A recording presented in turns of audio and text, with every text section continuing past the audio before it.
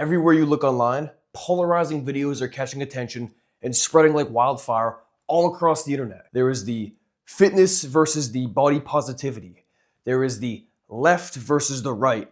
There is the people saying the world is going to end in this blazing nuclear war, and then the people saying nothing's going to happen. But in reality, nothing is one side or the other. And we as humans, we aren't wired for this deep polarization. There's simply so much division. And these ideas of one side versus the other is creating more harm than good. It's ruining relationships. It's destroying people's ability to listen and communicate effectively. And I truly believe things are really going to get worse. As I've discussed in so many other videos, our brains are not designed to handle all this information. And especially when much of this information is meant to stress you out and get you feeling emotional in ways that don't serve you.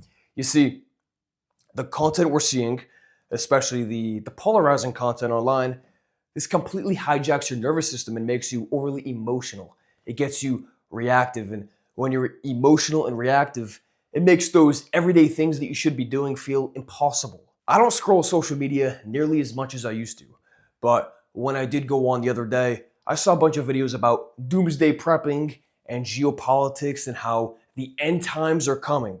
And it's just crazy because these aren't things that I'm necessarily into.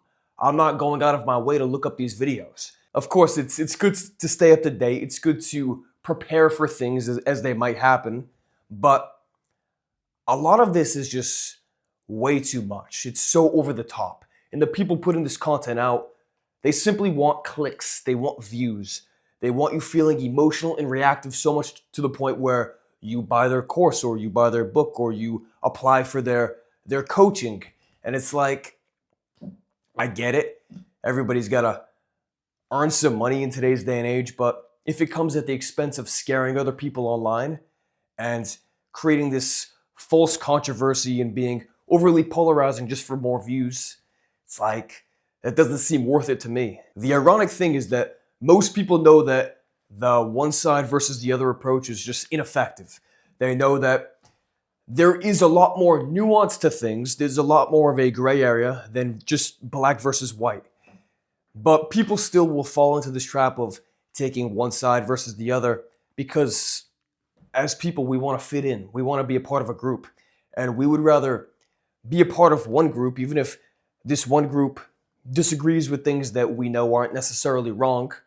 We'd rather be a part of that group than be a part of no group. You can consciously understand that it makes no sense to take one side versus the other, and it makes no sense to get emotional and stressed out about certain things you see online, but subconsciously, that part of your brain just does not understand. I've met many people in my life whom I thought were smart. So I thought they were critical thinkers, logical thinkers, but the more I got to know them, the more I realized that they were so hooked on these online ideologies, which may have been true or not, and that way of thinking took up their entire life. So they'd always be like, oh, like, did you see this news? Did you see that? Oh, I can't believe what that politician said. Or, oh, how about what so-and-so celebrity did? They cheated on their wife and whatever. You get the point.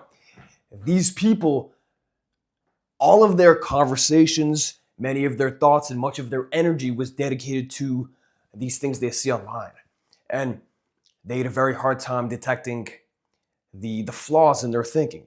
They thought, yeah, well, because I saw it from this source, it must be correct. Or because so-and-so said it, then, well, they're a smart guy, so I believe them. And they were so quick to latch onto the beliefs and the headlines and the online opinions of other people that they didn't even know, rather than thinking for themselves. And what this did was it created more friction within everyday conversations with their family, with their coworkers, with their friends, and they became more polarized themselves.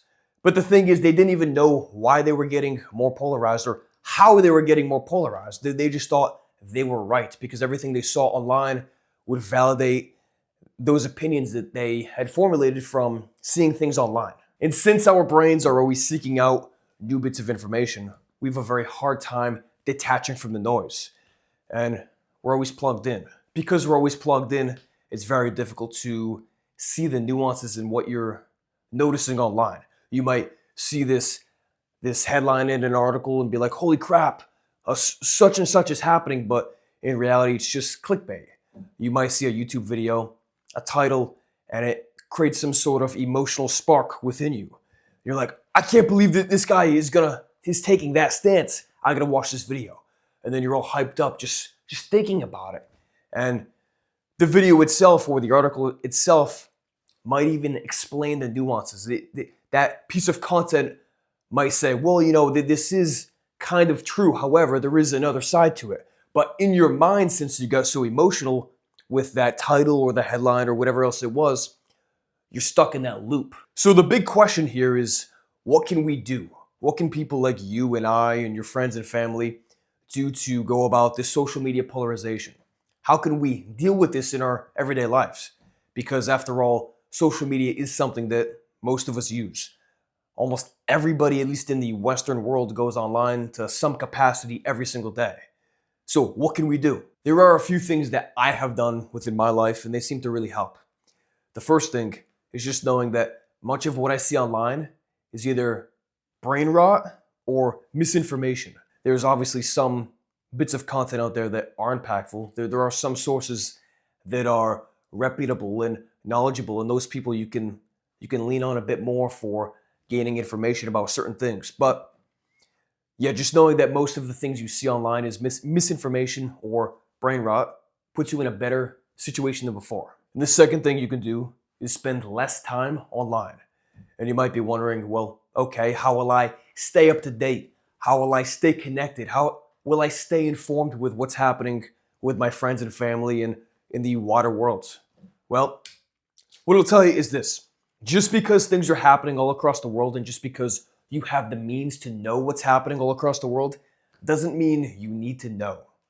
You can simply not know what's happening.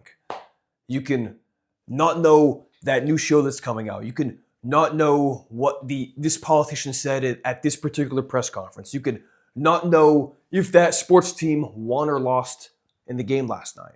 These things don't directly have a major impact on your life. I'm not saying you need to completely unplug, because obviously there is some utility, there is some benefit to knowing what's happening with certain things. But what I'll say is that our minds are so bloated. They're filled with so much information that it makes it very hard to even retain all the things that we're consuming. So just spend less time online.